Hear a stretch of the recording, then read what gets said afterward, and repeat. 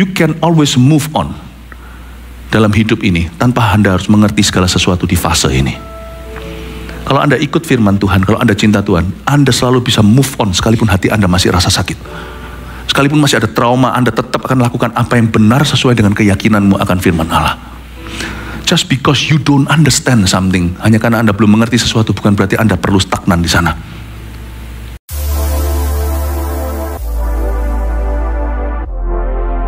Mari kita buka sama-sama Lukas 24 ayat 1 sampai 12. Saya bacakan lebih dulu. Tetapi pagi-pagi benar pada hari pertama minggu itu, mereka pergi ke kubur membawa rempah-rempah yang telah disediakan mereka. Mereka mendapati batu sudah terguling dari kubur itu, dan setelah masuk mereka tidak menemukan mayat Tuhan Yesus. Sementara mereka berdiri termangu-mangu karena hal itu, tiba-tiba ada 2 orang berdiri dekat mereka memakai pakaian yang berkilau-kilauan. Mereka sangat ketakutan dan menundukkan kepala. Tetapi kedua orang itu berkata kepada mereka, "Mengapa kamu mencari dia yang hidup di antara orang mati? Ia tidak ada di sini, ia telah bangkit. Ingatlah apa yang dikatakannya kepada kamu ketika ia masih di Galilea, yaitu bahwa anak manusia harus diserahkan ke tangan orang-orang berdosa dan disalibkan, dan akan bangkit pada hari yang ketiga." Maka teringatlah mereka akan perkataan Yesus itu. Dan setelah mereka kembali dari kubur, mereka menceritakan semuanya itu kepada ke-11 murid dan kepada semua saudara yang lain. Perempuan-perempuan itu ialah Maria dari Magdala, dan Yohana, dan Maria ibu Yakobus, dan perempuan-perempuan lain juga yang bersama-sama dengan mereka memberitahukannya kepada rasul-rasul. Tetapi bagi mereka perkataan-perkataan itu seakan-akan omong kosong, dan mereka tidak percaya kepada perempuan-perempuan itu. Sungguh pun demikian, Petrus bangun lalu cepat-cepat pergi ke kubur itu. Ketika ia menjenguk ke dalam, ia melihat hanya kain kafan saja. Lalu ia pergi dan ia bertanya dalam hatinya apa yang kiranya telah terjadi. Ini cerita tentang kebangkitan Yesus. Dan hari ini kita mau mengaplikasinya. Saya berdoa lewat pengajaran ini kita semua bisa move on dari dosa lama kita, kebiasaan buruk kita, kegagalan kita, termasuk yang suka mengingat-ingat kesalahan orang lain. Saya berdoa supaya Anda datang ke gereja hari ini, kita semua memperoleh pengampunan dosa, dan kita juga belajar mengasihi dan mengampuni. Kita harus bisa move on dari apa saja, karena Yesus itu hidup. Dan dia jalan maju. Kalau kita masih hidup di masa lalu, kita nggak ikut Tuhan. Agamanya aja Kristen, tapi nggak pernah mengikut Yesus. Karena kalau ikut Yesus, itu pasti ke depan dan pasti ke atas. Dia berkata, "Aku pergi kepada Bapakku." Kita semua itu akan ke sorga kalau kita percaya kepada Yesus sebagai Tuhan dan Juru Selamat kita.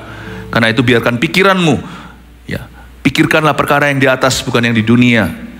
Saya berdoa supaya kita berubah. Dan semua orang yang ikut Tuhan itu pasti pikirannya maju, pasti maju ke depan.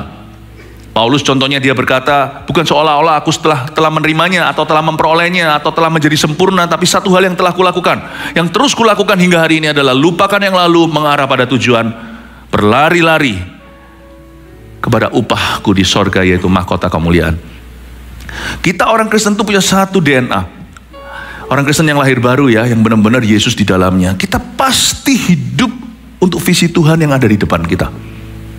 Sudah berhenti hidup in your past, hidup di masa lalu kita. Semangat move on. Saya tunjukkan di sini, ya, dalam kondisi yang sangat desperado, putus asa, tidak ada harapan sama sekali, kita bisa belajar dari beberapa perempuan, beberapa orang wanita.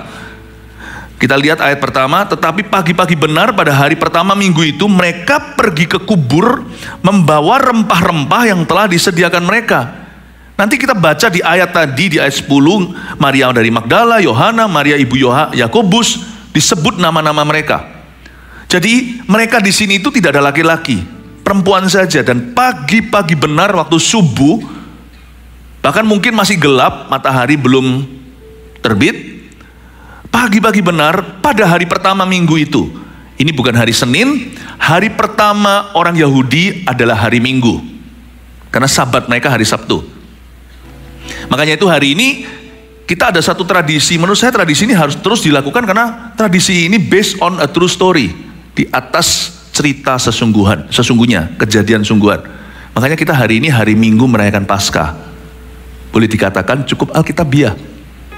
Ya, saya bisa bayangkan kalau mungkin di Pakistan Paskahnya hari Jumat, karena gereja di situ libur nasionalnya Jumat, hari Minggu mereka masuk kerja. Gak apa-apa, tidak ada hari yang sakral. Just FYI for your information only. Ini kejadiannya 2000 tahun lalu, hari Minggu kita. Pagi-pagi benar, siapa bawa rempah-rempah pergi ke kuburan? Itu para perempuan. Saya kagum loh, saya terharu waktu baca ini. Mereka itu seolah lebih komitmen sama Yesus yang dalam pikiran mereka sudah mati. Daripada kita orang-orang Kristen yang sudah lama ikut Yesus, komitmen kita pada Tuhan yang hidup. Padahal kita tahu Dia hidup. Tapi seringkali komitmen kita asal-asalan. Kalau kita sedikit kecewa sama Tuhan, doa belum dijawab, mujizat belum terjadi. Dan kalau sepertinya Tuhan diam saja, padahal kita tahu dalam benak kita, Tuhan tidak mati. Karena kita mengerti secara teori, doktrinnya udah betul, Yesus sudah bangkit. Tapi gara-gara cuman mungkin dia terasa diam, kok doaku dicuekkan, itu aja kita mudah kecewa sama Tuhan, lalu udah gak pelayanan, udah gak Tuhan-Tuhanan, ya, sudah gak ke gereja. Perempuan ini di dalam benak pikiran mereka percaya sesungguhnya Yesus sudah meninggal dunia and he stayed dead, dan dia tetap mati. Wanita-wanita ini bukanlah murid-murid Yesus yang terus dari dekat mendengar pengajaran Tuhan. Yesus berkali-kali kan beritahukan, aku nanti akan dibangkitkan pada hari ketiga. Para murid-murid Yesus itu punya informasinya, namun gak percaya.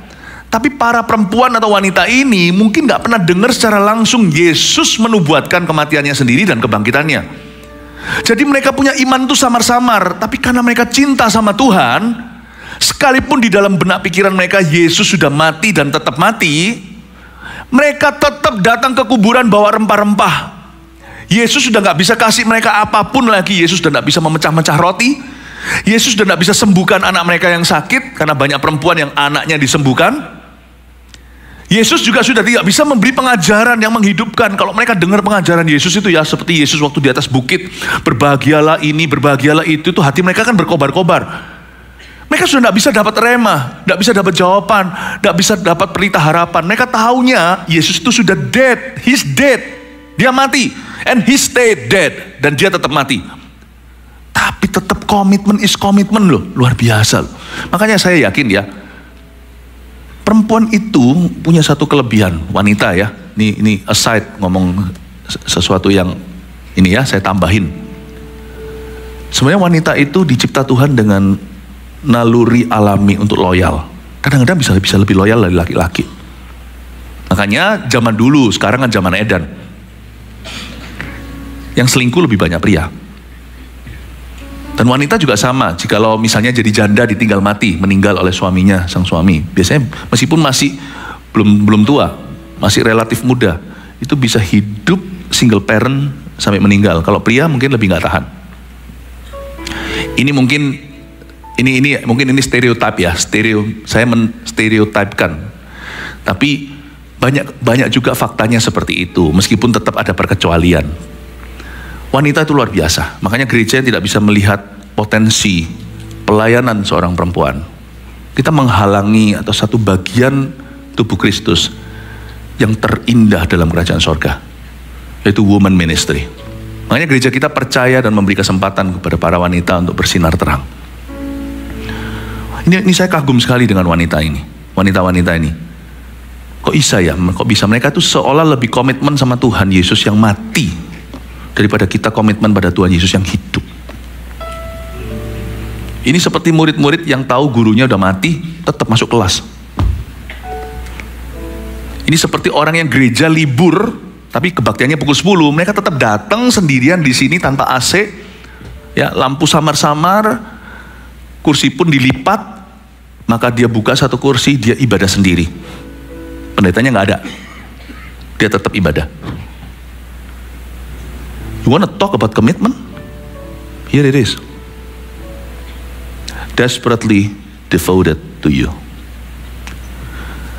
Tapi mereka bukan iman buta ya, karena mereka tahu pengajaran Yesus itu betul. Cuman mereka mungkin kurang dapat informasi, dan mungkin juga mereka belum tahu pasti apa akhir cerita ini. Kalau Anda belum tahu pasti, sini belum bisa mencerna, follow hati. Apa yang selama ini Anda tahu adalah kebenaran Allah. Aku mencintai suamiku, tapi suamiku masih begini terus, follow aja, doakan. Aku udah berubah, tapi orang lain ini tetap sama, tetap memperlakukan aku demikian. Teman-temanku semua nyontek misalnya di sekolah, ini contoh klasik. Atau mungkin sekarang semua orang di tempat kerja korupsi. Aku sendiri yang gak kaya. Mereka semua loh, padahal jabatan gak seperti saya. Tapi mereka punya, saya biasa. Aduh, ketika kita melihat apa yang kita lihat tidak sama dengan apa yang kita yakini, follow keyakinanmu. Because Jesus is never wrong. Yesus tidak pernah salah.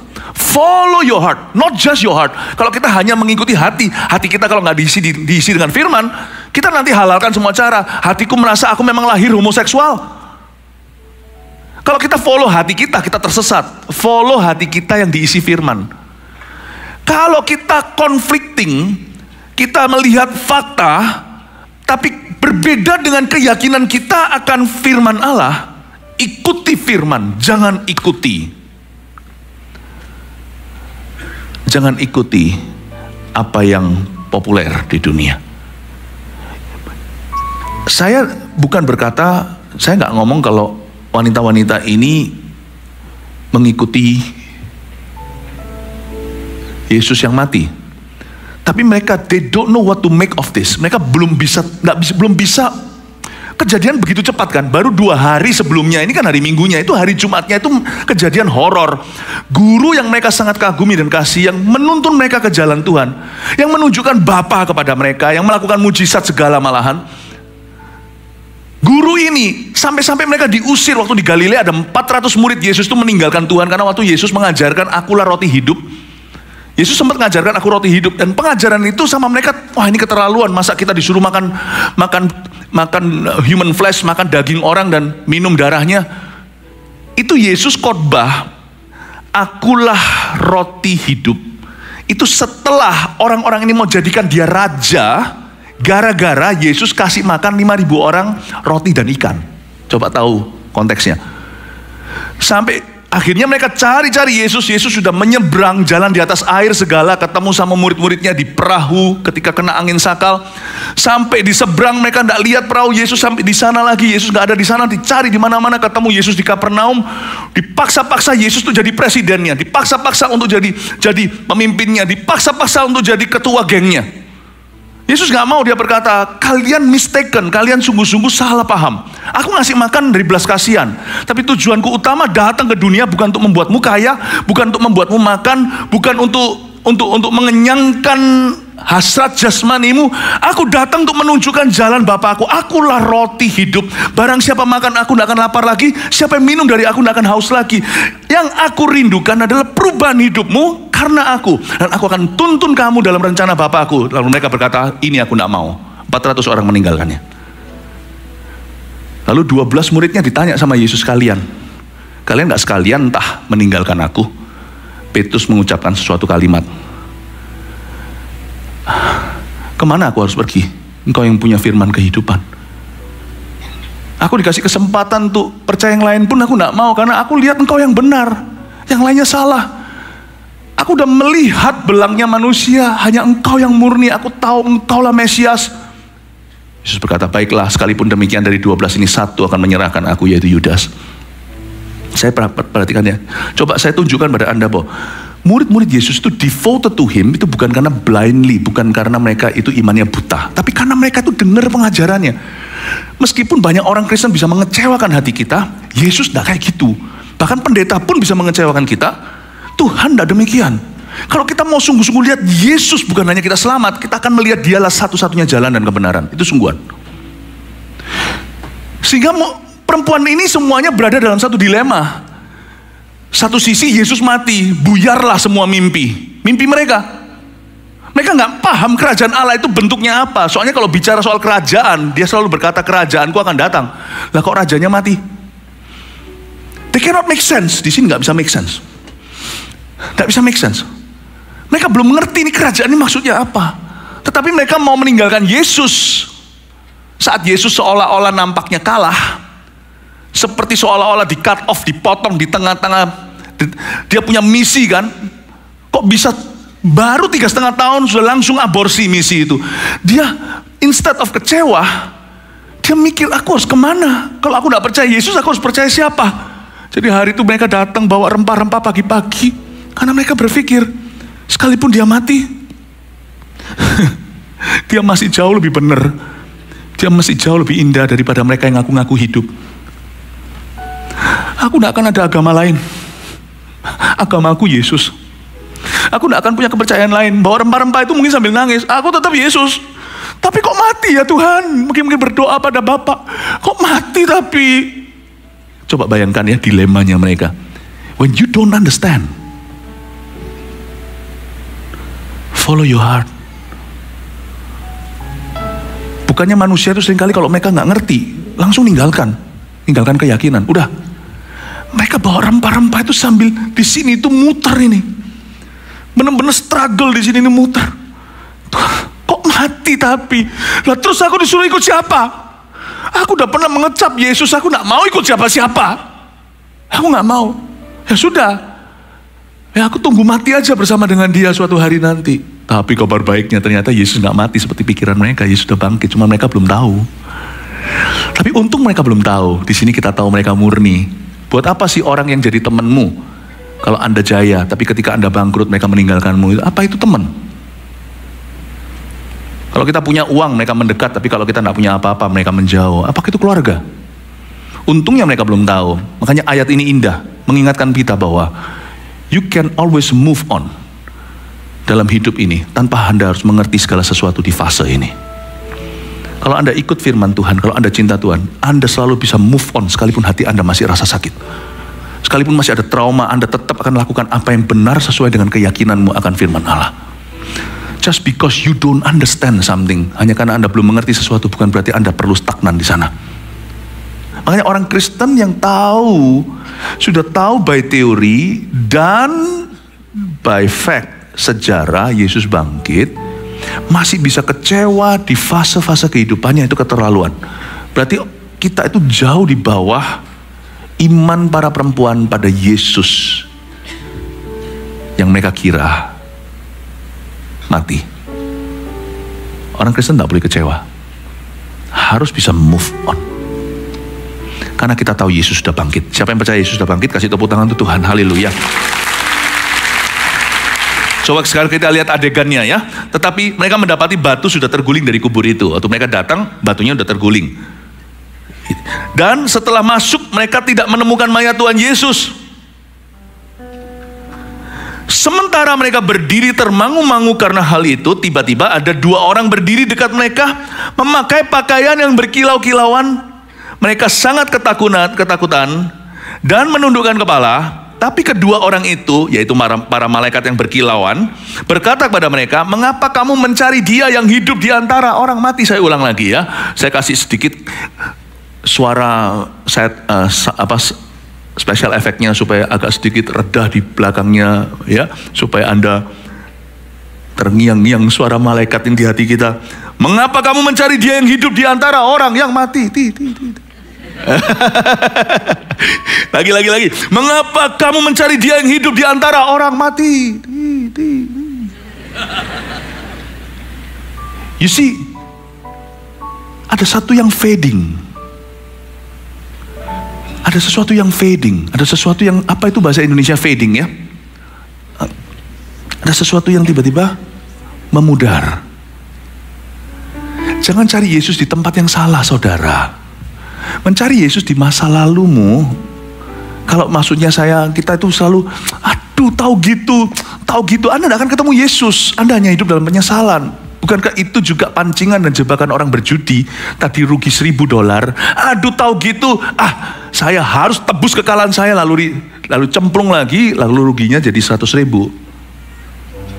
When you live for the past, in the past, waktu kita melihat ke belakang, boleh kita lihat ke belakang untuk evaluasi. Boleh kita lihat ke belakang untuk mengingat kebaikan Tuhan. Kalau mau lihat ke belakang, sekalian, sisan, kalau memang mau menoleh ke belakang, tolehlah 2000 tahun sekalian. Lihatlah Kalvari, it's done, kata Tuhan. Sudah selesai.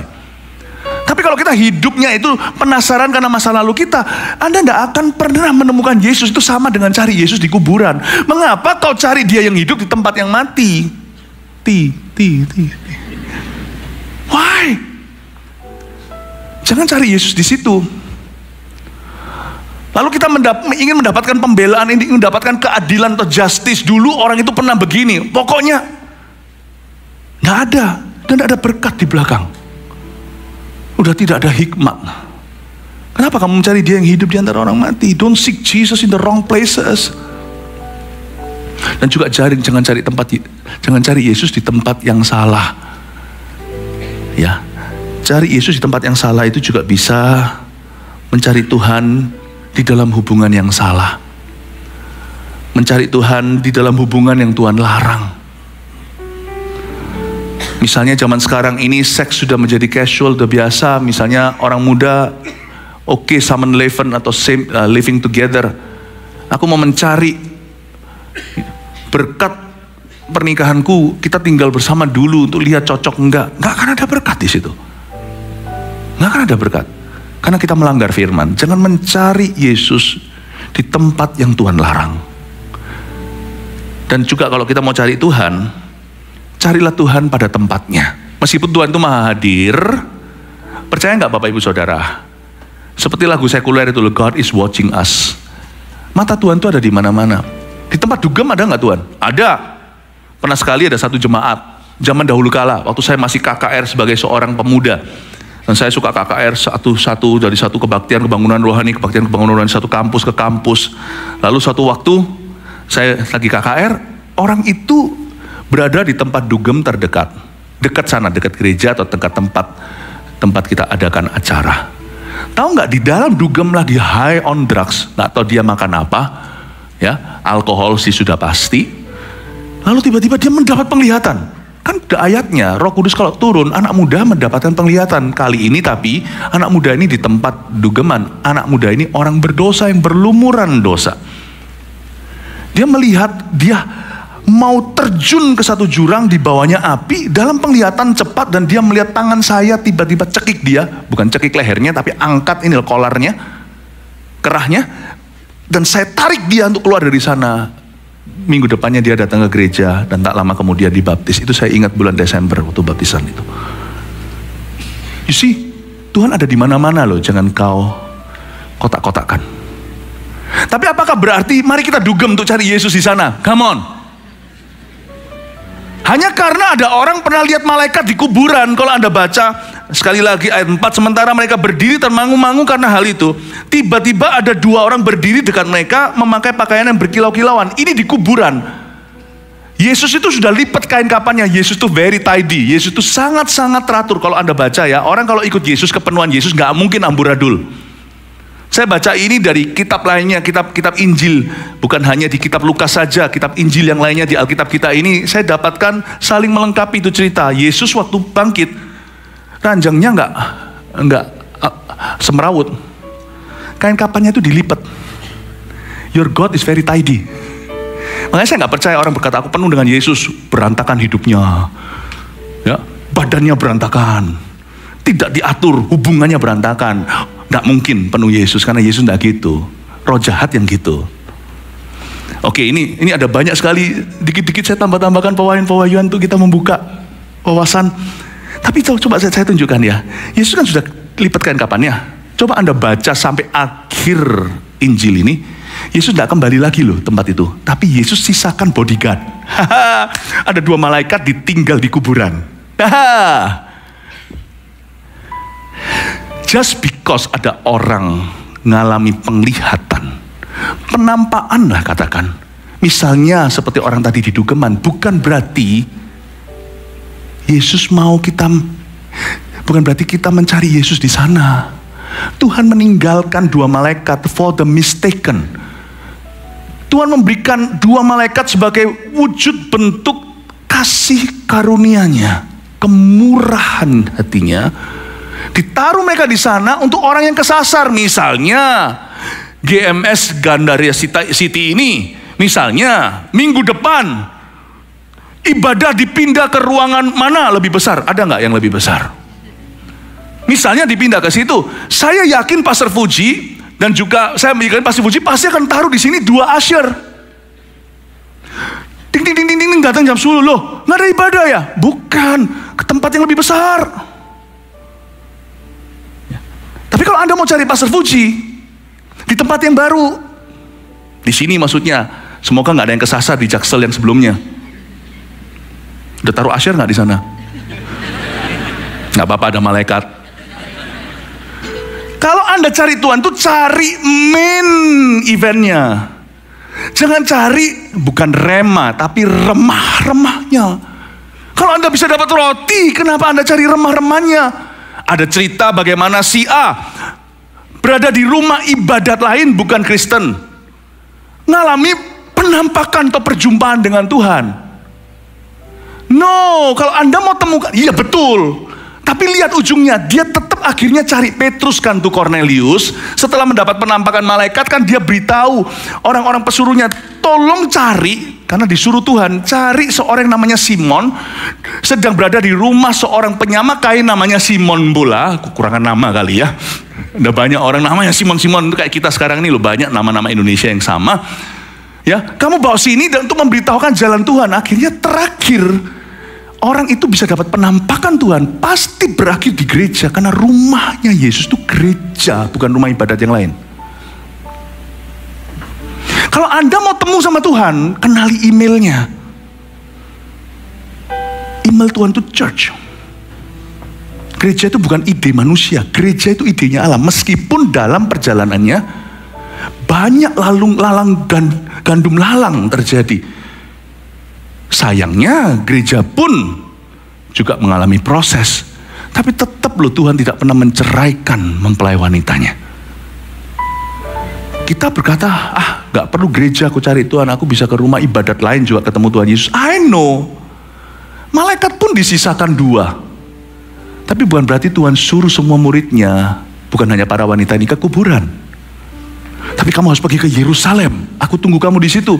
Dari Yerusalem di situ nanti ada gereja mula-mula. Ke Yudea, Samaria sampai ujung dunia. Tuhan tetap memilih gereja. You like it or not, gereja ada baik busuknya. Tetapi tetap gereja adalah rumah Tuhan. You wanna find Jesus where he really is? Church it is. Tapi memang betul tidak semua gereja memberitakan Injil. Dan juga tidak semua gereja mengajarkan firman. Bisa jadi juga gereja panggungnya terpolitisasi, terprostitusi secara rohani untuk hal-hal lain. Tapi jangan nilai orang lain. Yang penting kita itu selalu murni dan bertumbuh 30, 60, 100 kali ganda, itu bukan materi. Tapi dalam buah-buah kebenaran and righteousness and peace and joy in the Holy Ghost. Dalam kebenaran, dalam damai sejahtera, dalam kasih karunia Allah. Gak usah nilai, saya hanya bicara ini sebagai fakta, membeberkan kebenaran. Bahwa meskipun despite mungkin kelakuan gereja-gereja dalam sejarah, hanya karena ada uang palsu tidak berarti semua uang palsu, tetap ada uang asli. Tuhan tetap ada umat Allah yang murni. Banyak yang dipanggil, sedikit yang dipilih. Jalan Tuhan itu memang sempit. Jangan berkata, ke rumah ibadat lain aku juga bisa kok ketemu tentang sama Yesus. Saya ngerti. Tapi rumah Tuhan tetap sama. Tidak pernah berubah. Tuhan tinggalkan 2 malaikat di sana untuk berjaga-jaga. Siapa yang kesasar? Coba sekarang Anda ke kuburan sana, nggak ada malaikatnya lagi. So, untuk cari Tuhan itu di gereja. Cari Tuhan di mana lagi? Cari Tuhan itu dalam firman. Waktu kita baca Alkitab tuh jangan kita malas membaca Alkitab. Khotbah dan waktu kita baca firman sendiri itu 2 hal saling melengkapi, seperti papa dan mama. Khotbah seperti ini perayaan besarnya, menguduskan hari Sabat di dalam rumahnya atau di dalam gereja. Kita sama-sama mencari Tuhan dan dapat visi besar. Aplikasinya individu. Coba lihat ya, khotbah yang sama didengungkan, orang satu dengan sebelah kanan kirinya beda loh dapatnya. Sebab Tuhan itu hebat, Tuhan itu indah. Dan waktu kita membaca Alkitab, kayaknya ini satu buku, Kejadian sampai Wahyu, tapi waktu kita membukanya, karena yang kita sembah itu hidup, Waktu kita buka, bukan buku yang bicara. Sekalipun kita bacanya sistematis, saya sarankan kalau Anda anak Tuhan, murid Tuhan apalagi, bacanya sistematis. Kejadian sampai Wahyu, supaya jangan jadi orang Kristen yang KTP, yang tidak tahu manualnya. Kitab Kejadian sampai Wahyu, misalnya kita baca 2 pasal sehari atau 3 pasal sehari, ya rutinitas. Apa yang salah dengan rutinitas? Tidak ada. Kalau rutinitas itu dilakukan dengan cara yang benar, itu baik. Misalnya kalau kita membaca Alkitab 2 pasal sehari, 3.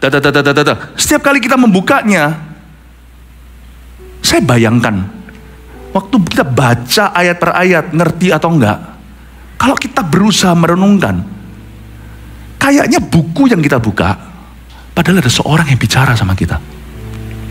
Pernahkah Anda membaca Alkitab, lalu ada ayat-ayat tertentu Anda baca, oke, oh diingatkan, di refresh memorinya, dulu pernah baca ini.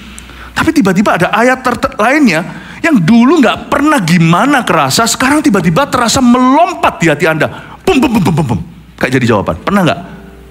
Itu sebenarnya yang terjadi ya, kayak begini. Misalnya ya, Pastor Puji bisa sini baca Alkitab ini ya, misalnya, baca gini ya. Ya. Lalu Pastor Puji, anggaplah ini Anda lagi baca Alkitab. Tahukah Roh Kudus itu ada di sini? Rohnya Yesus Kristus. Ada ayat tertentu itu Anda tidak membaca sendiri, tapi rema, spoken word. Ada orang yang membaca, mengutarakannya ke Anda, yang gak kelihatan. Yesus. Thank you Pastor Puji. Tahukah Anda waktu Anda membaca Alkitab secara pribadi, Anda tidak pernah sendiri. Every time you turn to this book, Jesus appear on it. Yesus ada di atasnya. Waktu saya baca Alkitab, ada ayat-ayat tertentu, itu bukan saja saya yang membacanya, ada seseorang yang membacanya ke saya. Yang tidak kelihatan, yaitu Yesus. Karena yang kita sembah ini bukan agama dan teori, tapi seorang pribadi. Kalau Anda baca Alkitab secara pribadi, tahu nggak Yesus ada di sana? Some scriptures, He is going to read it to you.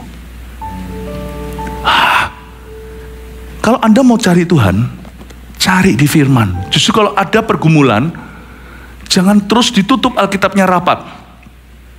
Aku kecewa sama Tuhan. Justru ketika kita butuh pelita, butuh lampu, firman-Mu pelita bagi kakiku dan terang bagi jalan. Kalau kita mau cari Tuhan, itu harus tahu emailnya.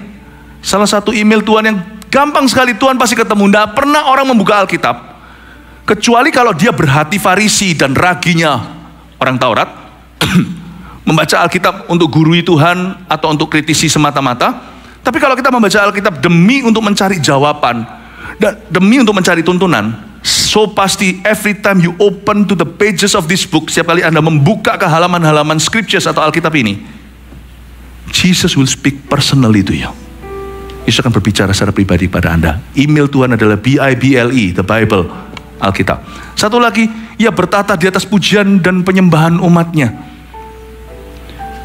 Kalau kita mau mencari Tuhan, di mana? Bukan di kuburan, bukan di sesuatu yang mati, bukan di sesuatu yang salah.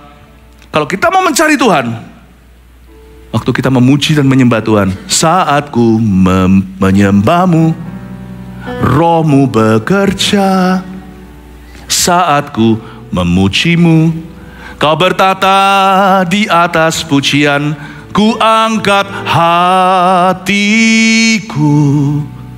ku pandang kekudusan-Mu, saat ku sembah, ku puji-Mu, ku rasakan kehadiran-Mu Tuhan. Tiap kali saya merasa jauh, setiap kali hati saya hambar, setiap kali saya merasa goyah, saya akan memuji dan menyembah Tuhan karena saya tahu saya akan ketemu. Anda mau cari Tuhan, begitu caranya. Amin Bapak Ibu Saudara. Lanjutkan lagi di ayat 6 sekarang. Ia tidak ada di sini, kata malaikat. Ia telah bangkit. Ingatlah apa yang dikatakannya kepada kamu ketika ia masih ke Galilea. Ini adalah perkataan malaikat kepada para perempuan itu. Hei, dia nggak di sini. Ingatlah apa yang dikatakannya kepadamu. Jadi wanita-wanita ini pasti sedikit banyak tahu pengajaran-pengajaran Tuhan. Dari ayat 6 kita bisa pelajari sesuatu, that you can love Him but forget His word. Tahukah ada sesuatu sifat umat Tuhan yang harus kita waspadai? Kita ini bisa mencintai Tuhan dengan hati tapi melupakan perkataannya. Buktinya malaikat itu ingatkan, aku tidak mempertanyakan kasihmu kepada Tuhan. Buktinya kamu datang sini pagi-pagi bawa rempah-rempah itu, kamu cinta setengah mati sama Tuhan Yesus. But why have you forgotten His word? Sampaikan kepada murid-muridnya, Tuhan pakai jasa perempuan ini. Sampaikan kepada mereka, why if you love me, kenapa kalau kamu mencintai aku, tapi kamu melupakan firmanku? Banyak loh orang Kristen yang cinta sama Tuhan, memuji Tuhan mesra, tapi gak pernah baca Alkitab. Anda akan menjadi seorang lover atau kekasih Tuhan, tapi lemah imannya, tidak bisa tolong siapa-siapa, malah justru Anda yang perlu ditolong melulu. Anda mesti harus kuat firman. Gak bisa hanya bondo cinta atau bermodalkan kasih. Kasih itu perlu makan. Gak percaya coba. Suami istri saling mengasihi tapi gak pernah kencan, gak pernah ngobrol, gak pernah cerita heart to heart. Sama anak tidak pernah edukasi, gak pernah dididik. Cinta-cinta melulu, apalagi cintanya yang salah, yaitu karena rasa bersalah, karena papa mama kerja, kasih duit saja terus lama-lama kiranya dengan cara gitu anak merasa disayang, malah jadi rusak dan manja. Kalau Anda cinta, Anda komunikasi. Kalau Anda mengasihi, talk heart to heart. Karena itu kita perlu menyelidiki firman. Ingatlah apa yang dikatakannya. Gak bisa hanya bermodalkan kasih cinta saja, tetapi kamu lupa firman Allah. Kan ingat gak? Ayat 7, ini firman Tuhan. Saya rasa minimal dari 3 wanita itu atau beberapa, salah satunya pasti pernah nguping kedengaran, karena Yesus berulang-ulang kali mengajarkan hal ini, yaitu bahwa anak manusia harus diserahkan ke tangan orang-orang berdosa dan disalibkan dan akan bangkit pada hari ketiga. Saya yakin minimal ada 1 perempuan dari 3 ini yang pernah dengar ini secara gak langsung, karena anak-anaknya yaitu Yakobus dan Yohanes adalah anak-anak Zebedeus. Salah satu dari Maria ini adalah Maria ibu Yakobus.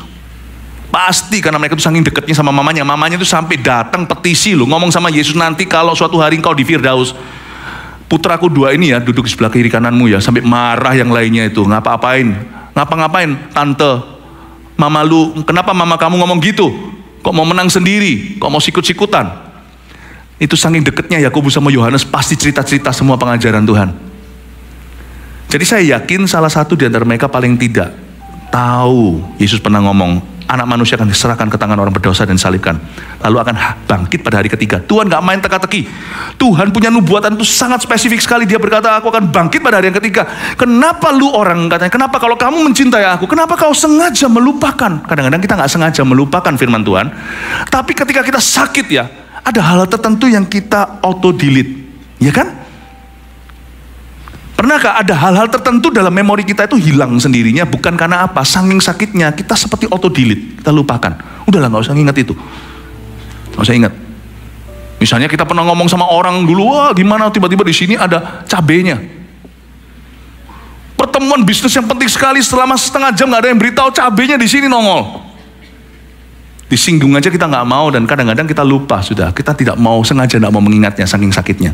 Ada hal tertentu yang kau lupakan firman itu karena kau sakit hati, karena kau kecewa, karena kau ketakutan. Justru kau harus lawan arus.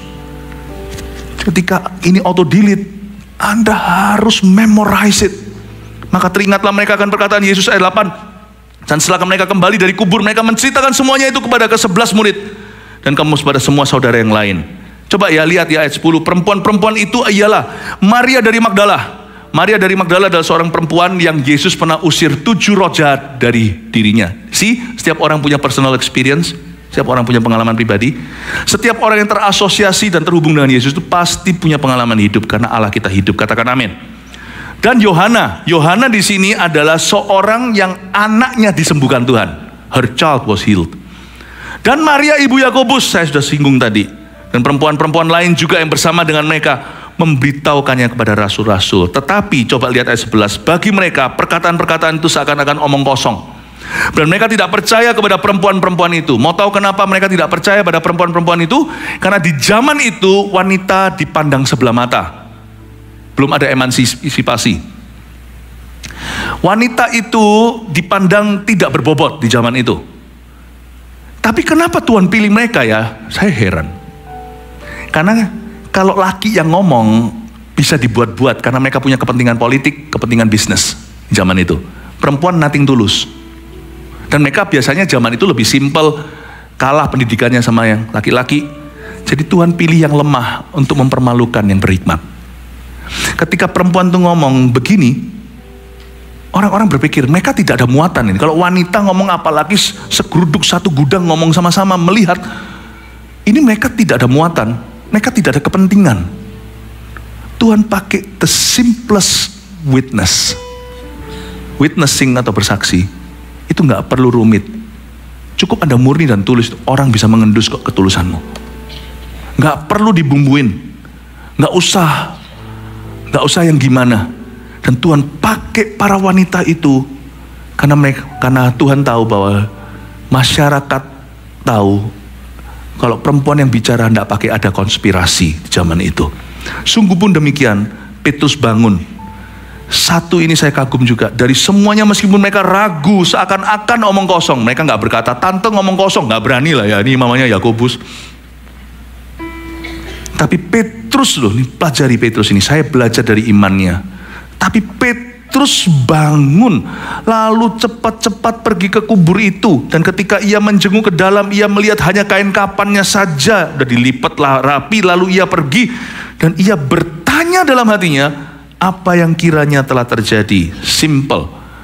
Jangan Anda stuck dan entertain keraguan di hatimu. Seperti Petrus, bangun lawan arus, lari. Meskipun waktu lari, bahkan sampai ke kuburan hari itu, ia masih bertanya di hati, what has happened really? Apa yang terjadi?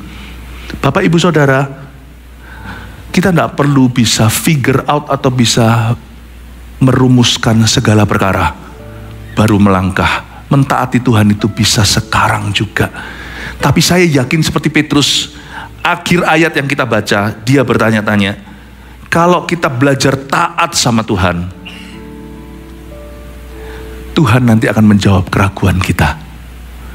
Tapi kalau kita tunggu Tuhan jawab segala sesuatu, kapan kita akan melangkah?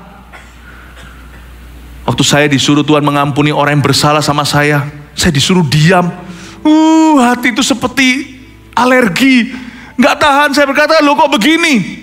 Naluri saya, namanya orang kalau sudah kalap ya, orang kalau nggak terima hatinya, naluri saya kan selalu membela diri, lalu selalu mikir begini dan begitu, dan selalu ada kondisi. Kalau saya suruh ngampuni dulu, saya sudah berbuat baik pada orang itu, gimana kalau orang itu nggak berubah? Saya semakin bergumul di sini, semakin akan tersesat dalam pikiran saya. Saya ambil keputusan, saya kasih contoh ya, saya ampuni aja. Why? Just because the Lord say so. Tuhan yang berkata. Semua keraguan, ketakutan, kebimbangan saya, semua pertanyaan saya nanti akan terjawab nanti. Learn to trust, jangan berhenti sampai percaya doang. Sama Tuhan itu bahasa Inggrisnya jangan berhenti sampai believe. Karena believe itu semua orang, segala agama bisa. Oh, I believe you. Tapi belajar sampai trust. I trust you. Kalau believe itu bisa. Trust itu biasanya beda. Orang yang trust sama Tuhan itu, karena dia kenal Tuhannya. Dia tahu ketaatannya nggak ngawur. Yesus itu sudah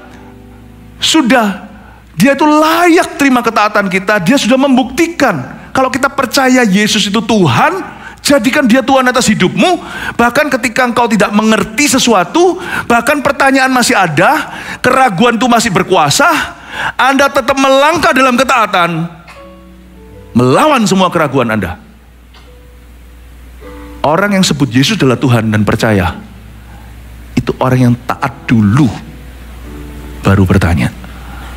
Petrus bangun dulu, lari ke situ. Yang lainnya cuman masa buktikan di depan sini, buktikan di atas meja ini. Apa saja proof atau bukti-buktimu. Petrus nggak ambil pusing, dia lari ke situ. Bertanya nanti sambil di hati dia bertanya begini, apa yang kiranya telah terjadi?